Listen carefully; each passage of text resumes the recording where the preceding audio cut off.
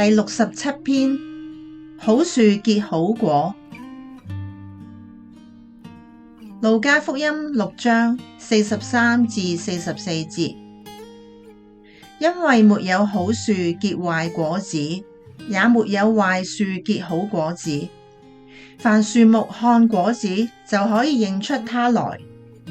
人不是從荊棘上摘無花果，也不是從蒺藜裏摘葡萄。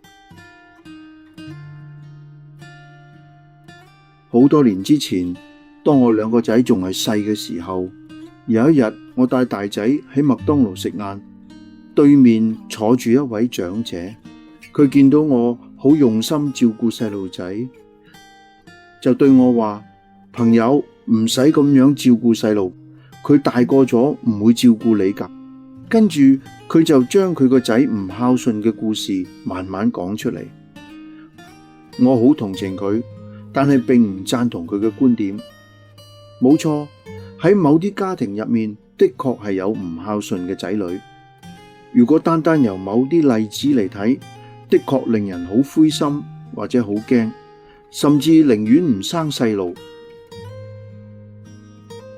但係由積極嘅方面嚟思想耶穌嘅教導，會得出另一個結論：收成係要睇栽培嘅人點樣做。你係用咩材料種植，就會影響棵樹嘅果實。如果將棵樹種喺錯嘅泥土上面，用唔合適嘅肥料施肥，塊地生滿晒野草都唔理，喺果實生產季節又唔做防蟲措施，咁樣就好難有良好嘅收成，長出好味嘅果實。相反，如果你由一開始就已經用心栽培，俾好嘅泥土、適合嘅水分，按季節施肥，而且定時除蟲，咁到最後收成嘅時候，你一定滿心歡喜，因為樹上面長滿咗豐盛成熟嘅果實。